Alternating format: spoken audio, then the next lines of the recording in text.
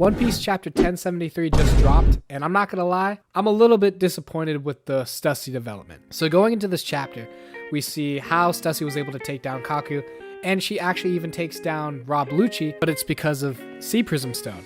So when Stussy bites Kaku and Lucci, she also hits them in the neck with a Sea Prism Stone, which basically renders them unconscious. So it's not like Stussy is overpowered. She knows that Lucci and Kaku are strong, so she just needed to do this to beat Rob Lucci. But then we get the revelation that Stussy is actually working for Dr. Vegapunk, and it turns out that Stussy was the person that Dr. Vegapunk was going to reach out for outside help because they're on the island, but it would blow their cover. And it turns out Stussy is that double agent, and Dr. Vegapunk created Stussy, so he also encoded her with the failsafe to help Vegapunk and to be kind of a protector for him. Stussy also doubles as a spy for Vegapunk to spy on the world government and to report kind of anything that they're doing. Then we get word that Stussy is not able to stop the Seraphims from attacking. She has the same authority as Lucci, so she needs someone with higher authority to override the commands for the Seraphim. Still have the problem of the Seraphims just going rampant. And my favorite part of this chapter is Zoro taking on Mihawk. Just for a second, he blocks Mihawk's Seraphim's blade, but it's definitely great to see that Zoro's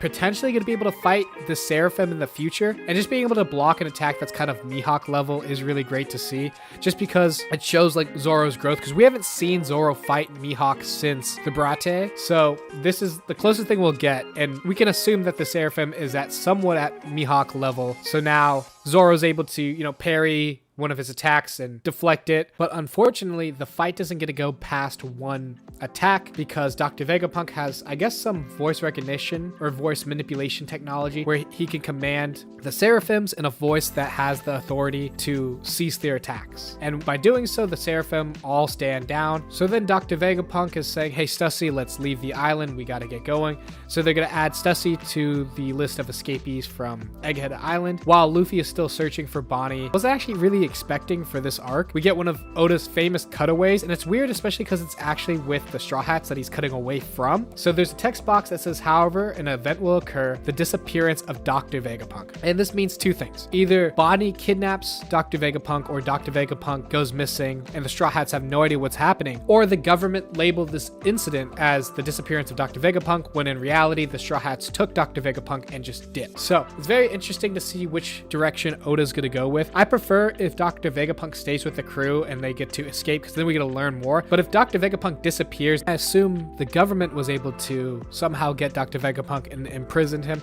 So those are the two options I'm seeing. But then we cut away to something I wasn't really expecting. It's New World, Sphinx Island. It's the hometown of Whitebeard. And the Marines have come to this island trying to get Whitebeard's treasure, because apparently there's some big treasure here. And this is all while Marco is off island. He's in Wano defending Wano from Kaido and Big Mom. So this is a little bit back in the past, but the villagers are telling Marco what happened when he was gone. So the Marines come and are literally about to start shooting the village unless they give him the treasure. But then Weevil pops up out of nowhere and he's defending Whitebeard's hometown, and the Marines bounce. They all leave. It's really scummy as the Marines only did this because first, this Whitebeard island is not part of the world government, so they don't need their protection.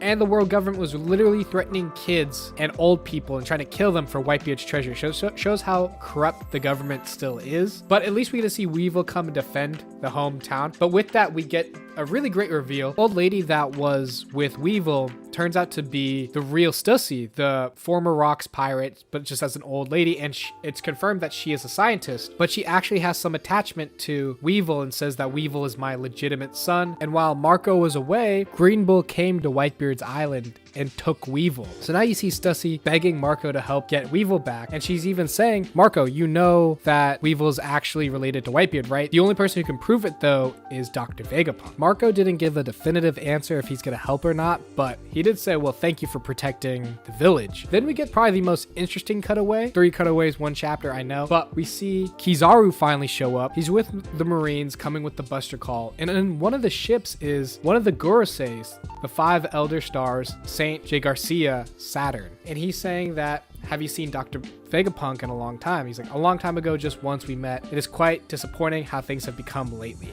So a 5 Elder himself is actually coming to Egghead Island along with Kizaru. And we don't know anything about the 5-star elders, but I assume if he's coming to where Luffy, Bonnie, and the Seraphims are, that he can take care of himself and he's a skilled fighter. He's one of the world's highest powers. I assume he ranks around Admiral level, like with Kizaru. So I'm very curious to see as to what he's even doing here and how the events of Egghead Island are going to unfold. But it is crazy that the 5-star elders are finally making their moves, because they've always just stayed in Marijois watching from afar. I think this is one of the first times we've seen him actually, a 5 elder, actually leave Marijois and is coming down to the human world. I think this was a good short little chapter. I think in terms of plot lines that we have 3 different arcs we could go down. We could finish what happened at Egghead Island, or we can see what the 5 elders doing and if he's going to meet up with Vegapunk without Luffy and the crew. And then we also have the Weevil retrieval arc as to why Green Bull has gone and captured Weevil. I mean, it's just a pirate, but I feel like there might be more significance in capturing a clone of Whitebeard. But this chapter was really good in setting up different avenues we can go down, but I'm curious to see what you guys are more interested in seeing. Personally, for me, I think I want to stick with the 5 Elder. We've never seen any of the 5 Elders actually make moves besides talking to Shanks, so I'm very curious to see what he's doing down in the real Earth as opposed to Marijois.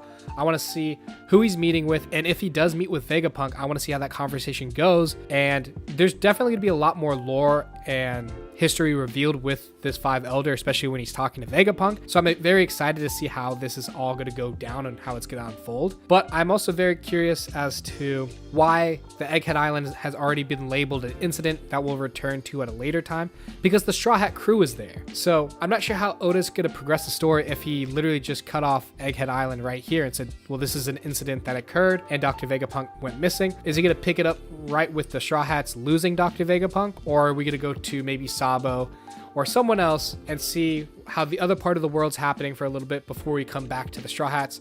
It's just a very weird thing to see. We've never seen a cutaway like this with involving the Straw Hats besides the Saboti Archipelago, where the Straw Hats were separated, so they weren't even on screen for a while. So this is like kind of daunting, because I'm scared for the Straw Hats and I'm not really sure what's going to happen to them, but I hope everything's okay. I'm very excited to see what Oda's going to do with this and why he set Egghead Island up as this kind of major event. But thank you guys so much for watching, and please remember to like and subscribe, and I'll see you guys later. Peace.